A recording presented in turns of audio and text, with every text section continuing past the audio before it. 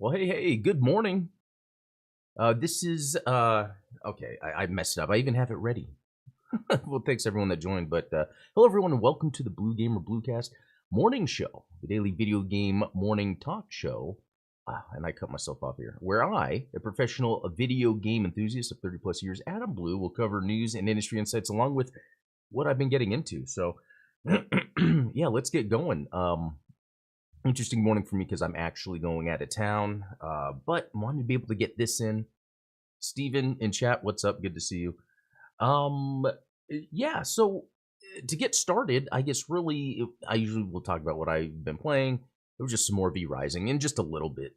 We were preparing for our little trip, but just playing more V Rising. It's now at the point to where you, the loop is becoming where I'm always successful, and really from there, the game is wanting you to just expand on all the different systems that it has, and I think I could talk about that game forever. It's really good. I gotta find. See, I got that other one, Valheim, but I couldn't get into it. I think it relied too much on making the building as intricate as possible, so it took a lot of time to really. Anyway, maybe I'll go back to it. So yesterday was the PlayStation State of Play, which I think is a big deal. You know, from we didn't know what to expect from Sony, except that there were rumors of showing off Concord. There was rumors of showing off Astrobot.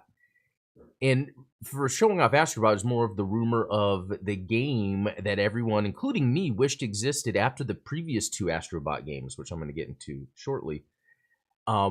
And then Concord was more of this like, okay, so this is Sony's next big live service game. Is it going to really move the needle or be any good? And in my mind, I was thinking of some epic, like interesting new take on live service space exploration. I don't know. But the game we got looked poor, and people pretty much agree with it. But it's a victim of the times. You know, this is when I was talking about the Immortals of Avium, the last AAA game. This goes a different direction in terms of like the last Apex / Fortnite like live service game, where, you know, as I'm watching it and as I'm watching people watch it, I was watching it with a live stream with a group of people. Not that I was live streaming, but it was a live stream that was going on, and how people were like, yeah, nothing about this. And they were making jokes that were so funny that I was even thinking to myself, like, oh, this looks like Brink, if you remember that.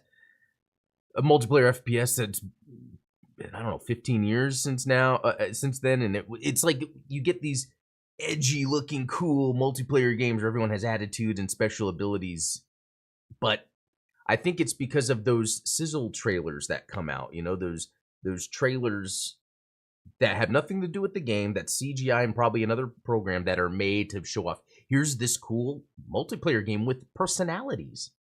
And they're kind of missing it. Like watching Concord, it's like, okay, they did show some of the gameplay, but that should have been the focus. So, and there was some other cool stuff too. Like I was surprised how cool Path of Exile 2 looked. It almost it took the cartooniness that I think the Diablo franchise has embraced, and I don't know if a lot of people agree with that, but Path of Exile 2 just looks very crunchy and realistic, and I really like the way that looked. I think, and if this was the right game, and I think it was, as it was showing it off, it was saying, you know, cross-play, cross-progression, all the things everyone wants to hear when it comes to gaming nowadays. And so to take it back to Sony specifically, during this, they announced that all like single player or narrative, you know, big IP games that are, yeah, they're more focused, that are non-live service, would be PS5 first, right? Which makes sense. The other thing they announced is that any live service or multiplayer game will be PS5 and PC day one. So you see, they've been doing this, but now they're like fully committed and announcing that, yeah, the games that are going to be coming out in the future are also going to be on PC, except for their main narrative-driven, story-driven games. So let's then look at one of the main things from the state of play that I enjoyed. This is from Shinobi602, but he's just grabbing details that are already posted out there. So Astrobot, when they showed Astrobot, Astrobot was exactly what I wanted. I first played Astrobot with PSVR. It was, I believe that one was called Rescue Mission, and it played just like a platformer. It's just with a VR headset on, which made it way more immersive and actually very fun and interesting. I don't think they announced it here, but I wouldn't be surprised if this game could be played in PSVR too. But anyway, that Rescue Mission was like a demo, and then on the PS5 they came out with the because was the original Astrobot maybe on PS4, but anyway, the Rescue Mission or the next one was Playroom, and it was, I hope I'm getting this right. Maybe I'm mixing them up, but anyway, there was a second game that was actually a straight up platformer in the same vein as like Mario. Like it's like, okay, this is PlayStation doing the thing we need all platform holders to do and have this sort of game. I think that a sort of lighthearted platformer, I think, is super universal. Similar to people that are in Pixar and Disney movies, it's that same thing because you're in a place that is more of a positive. You're just engulfed in positivity more and lightheartedness, but there's fun little challenges along the way. Yeah, and then after playing those two, it's like, okay, they need to just, full scale this, make this the game, make this that thing we need. And I am so shocked how much they totally did it. I don't know if they just listened to the community and the fans, or they even came to that conclusion themselves as they're making this. They're like, you know what? This needs to be our Mario. And not only did the trailer, and I'll scroll it down just a little bit so you can like see it in action. Not only did the trailer showcase what you would get out of a Mario, which is tight 3D platforming with a bunch of different puzzles and objectives and random things to happen, that are a lot of fun. But they implemented the sort of PlayStation legacy within it. So with the PS5 Astro game, you were going through the history of PlayStation. And I think they're integrating that here, which I'm glad, because I think that's this synergy here. The kind of the point of this is, does Sony to have a strong mascot that lends to a universally loved like platforming game that really anyone could play, but at the same time using that as a way to showcase the PlayStation brand, their games, their IP. And that's what this does. And that is excellent, because even Mario has gotten to the point where it almost is adjacently showcasing the Nintendo IP in some ways, because there's a lot of those. It's like a multiverse. And then we have, Microsoft doesn't really have anything. They had Halo. I think they tried with like Blinks the Cat, maybe. I forget. But what I'm trying to get at is, this is a type of game that I feel like most publishers, developers outside of Nintendo feel like they can't nail. And I think you can. I feel like a lot of times these companies kind of give up on this. We've had, and that's what's interesting, because we do have Microsoft, did a deal. They acquired Toys from Bob through Activision, who did Spyro. And then Microsoft let them go, from the company, but then made a deal with them to make a game. And so I wonder if maybe that's then their answer. It's like, okay, we need, and maybe Spyro is it. I don't know. But anyway, this is like a animated film in the movie theaters. When you look at movies and movies that do very well, it's usually these family-friendly focused games, and that's exactly what Astrobot is. So I think it's very smart that Sony has found sort of what they should be doing. The next step is, hopefully this does well, and I would assume it does, and I hope it does, but assume it would be because PlayStation has this built-in marketing that really works for them. Like, I was so surprised how Helldivers 2 took off, but that's something you would funnel. It's a multiplayer game in the store, and it had a really cool aesthetic to it. And then it was crossplay, so that did some built-in marketing for Sony. For this, I don't know what they just have to keep pushing it to get people to get it, because I feel like this is a game that, and yeah, I like the idea. It just comes out on PlayStation first and then later PC. But Anyway, this to me was genuinely exciting. It's hard for me to get super excited about video games because either I know what to expect, um, or they're not for me. But this is everything. This is everything when it comes to gaming. So let's go for some details. So explore 6 galaxies and 80 levels in search of Astro's scattered crew. So 80 levels, that sounds like a good number. Each planet is unique, including lush forests, sandy beaches, hot volcanoes. Okay, so they talk about 6 galaxies, a bunch of planets, but then 80 levels. So I don't know if maybe the planets are the levels among the galaxies. 15 new abilities that take advantage of the DualSense, which is one of the main things that was very interesting about Astro's Playroom. I think no one since Nintendo has really been able to marry their hardware with the gameplay in a way that makes it a unique experience. The DualSense, even though I'm not too into the shape of it, it is a great controller and it feels high end and premium, especially with those Force Impulse triggers. I think that was a name of a Gundam, Force Impulse. But anyway, the triggers on that, and just the way it feels, the vibration, all the little things, the touchpad, the screen, the microphone, like Astrobot would incorporate that. So it's cool that they're, again, going down that path, 15 new abilities. So that's great. Barkster Bulldog Booster that lets you air dash and smash. Okay, so just another, that could be Yoshi, right? Twin Frog Gloves, Giant Spot. A lot of these things, they sound neat, but until I play, it kind of doesn't matter. Over 70 new enemies, including massive bosses at the end of each galaxy, like the Cobra Queen. Defeating each boss uncovers a wonderful secret that won't be spoiled. Die and retry levels for extra challenge.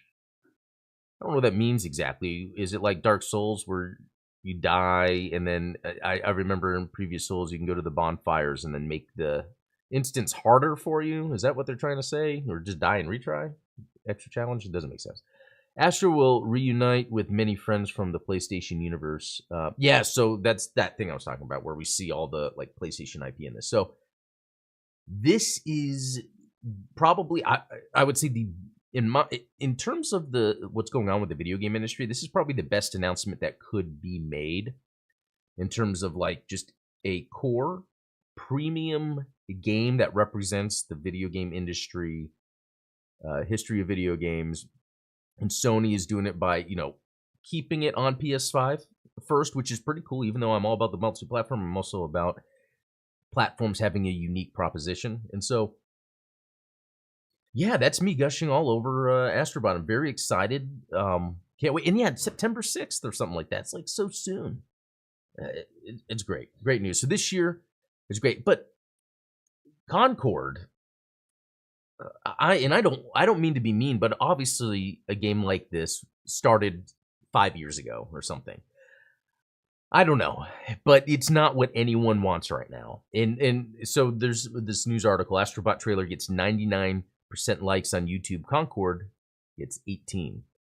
It's just, it just looks like Apex, Valorant, World of Warcraft art style. Like it's not really doing the thing anyone wants anymore. Back in the day, this would have hit off. But now, even the trailer is cringy because it's like what they're doing, where they come up with this like interesting, edgy character trailer, not gameplay, just a CGI trailer for a while, and then when you get into the gameplay, it's like, okay, this is again one of those things. And it's disappointing just in the fact that this is an example of the industry changing faster than a dev cycle for a big budget game. The Astrobot is kind of a legacy sort of game. It's a gamer's, not a gamer's game. It's the gaming. Like if someone wants to play a game, the Astrobot sort of style is just a game at its core. Whereas Concord is really just taking a genre and then a game within that genre and then making their version of it. And what I mean is just like the specific, it's like, if it's an FPS, it needs to have quirky characters and abilities. And then they're just going down that path. And it's like, what if this game would be more interesting if they decided to change the perspective or maybe make it where it controls a little different? Make it look or feel unique, even if the core is the same. Which a lot of times in games, you don't realize the cores are the same. It's just the way it's presented and the way it's controlled. From Midnight Hatter, expert gamer as well. I trust what he says. That's why devs, publishers shouldn't play to the industry trends. They should make games they want to make. Exactly. I think Astrobot's a good example of that because when they first made the Astrobot, the point was to just make it to like show off what the PS5 does. Like they weren't like, okay, we need to make a game that's going to be $1 billion seller. So that's another good example. Trying to do something genuine comes out of it. All right, let's see what else is going on. Okay, Take-Two discusses decision not to announce Grand Theft Auto 6 for PC. Okay, what is?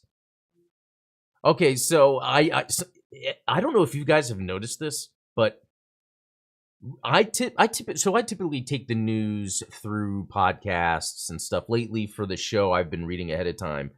But in no other time more in history do the titles of articles not match the content. Like, for instance, Take-Two discusses decision not to announce Grand Theft Auto 6 for PC. So really, luckily, this is saying that, straight up, I can read, it's not going to be on PC. And right here, they're saying, we'll make more announcements in due time. So I got all the information I need. I didn't click in on that. I would want the headline to be more enticing to something. I don't know. Now I'm just getting in the weeds of the articles. But I tell you, it's crazy video game articles versus tweets or podcasts kind of condensed in text. I don't know. But so this makes sense. And this is what they do. They know they're going to get their sales on console. They know they're going to get their sales from people that would rather play on PC on console. Hey, they tricked me and my brothers with this, or one of my brothers doesn't play on PC. But I remember when the other Grand Theft Auto 5 came out, I think it was first on, wasn't it the previous gen? Or even a gen before that? I forgot. It was so wild. And then we rebought it. And then later it came out on PC. This is just to maximize earnings. It's the same thing with like Balatro. That's like the perfect mobile game, but they first released it on the Steam store. Once they got amazing sales, then they released it on PC or mobile because they know people are going to double dip, which it's okay. I don't mind too much. You know what's interesting though about I guess on one hand it's like I prefer just to play on PC when something comes out, but because they have the game launch on console first and then PC later, the PC kind of becomes a definitive edition because of all the fixes and tweaks.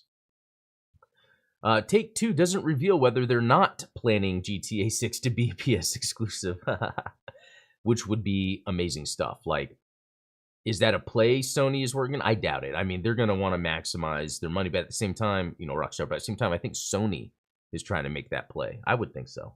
I would think someone is. And that could be the alignment of these new hardware consoles, handhelds, etc. coming out, is to align it with a GTA 6, so that maximizes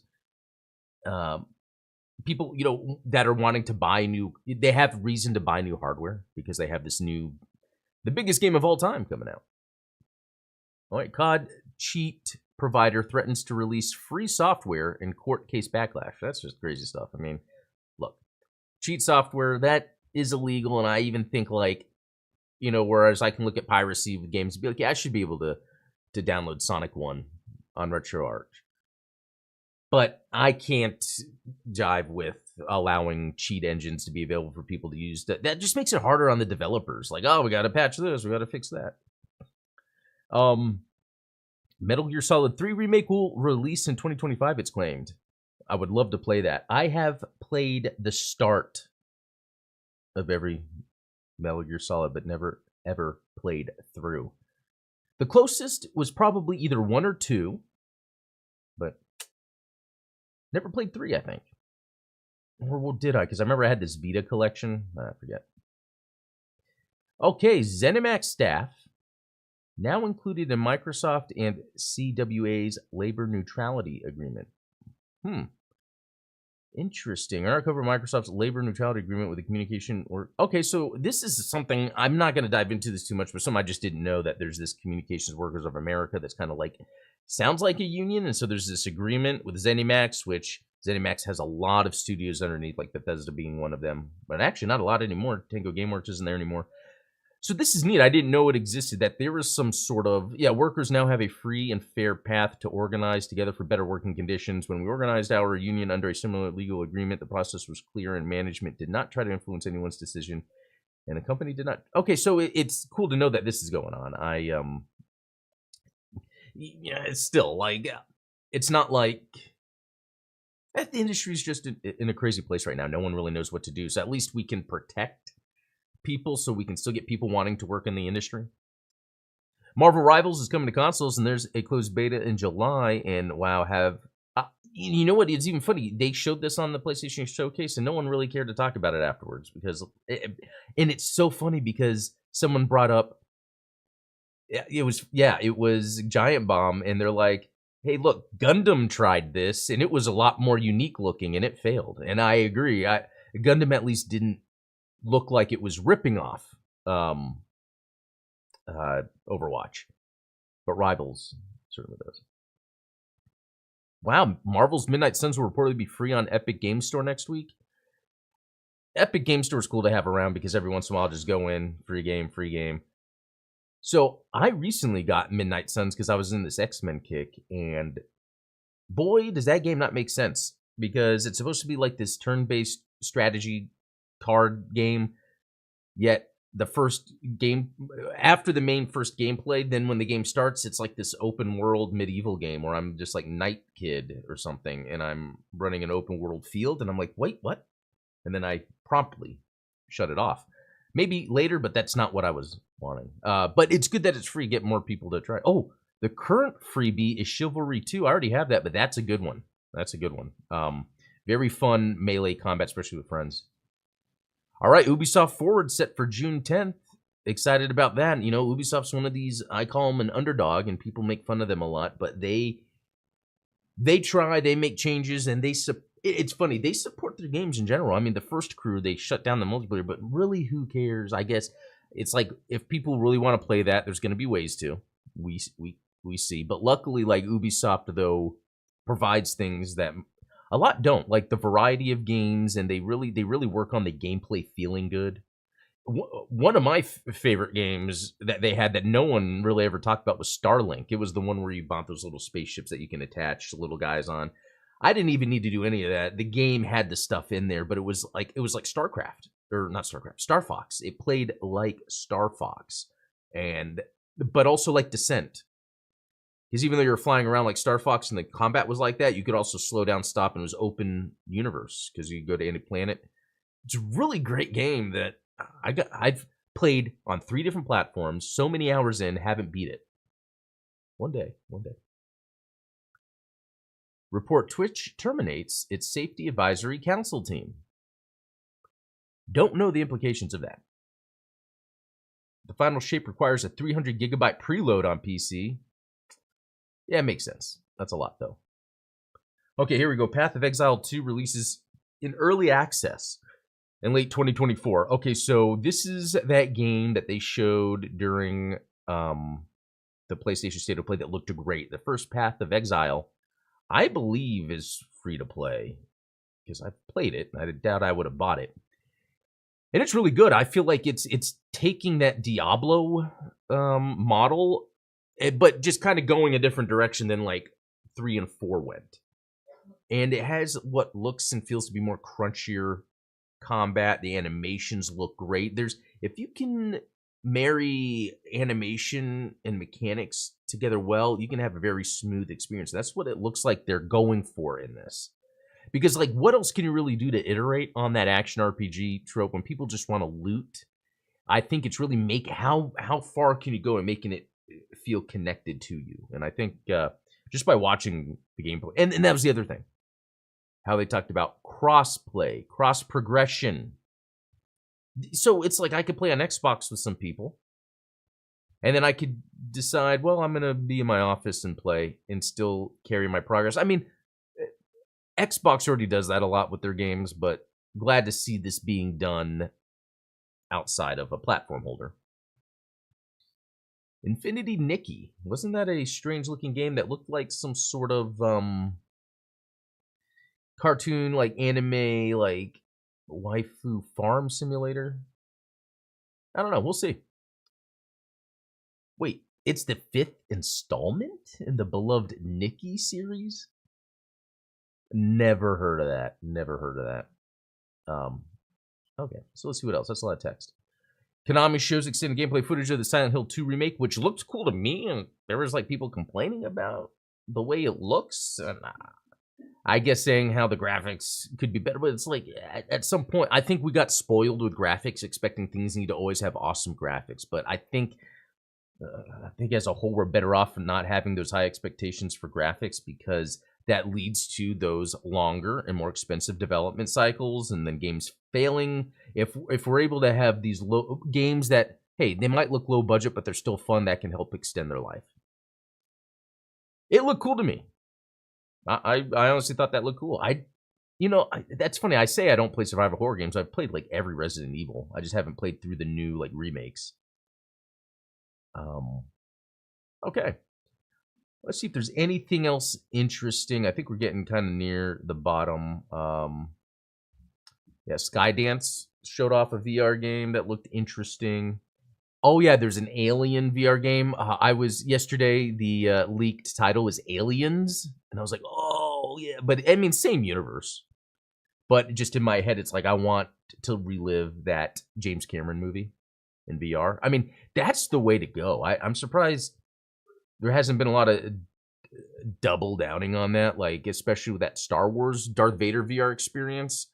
That was pretty neat, but I think they could have done more of making you feel immersed in the Star Wars world instead of like having you do little puzzles. I don't know. Where Winds Meet, announced for PS5 and PC.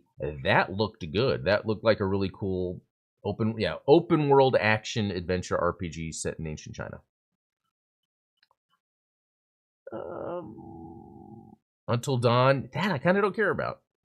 But I got PS5 and PC. I guess was this on Xbox first or something? I think that's what the deal was. It was like on Game Pass. And then Dynasty Warriors Origins. So this was neat. I'm not super big into Dynasty Warriors, but I've had my fill. Like I played the Zelda ones, I played the Gundam ones, I played Fist of the North Star ones. I've played the normal ones. I think I had one on Vita, the last one that came out on Vita, and I think on 360 too. But there was one that came out. It was either called Samurai Warriors or Warriors Orochi or something like that on Xbox One, and it even had the Ninja Gaiden character. That was pretty fun.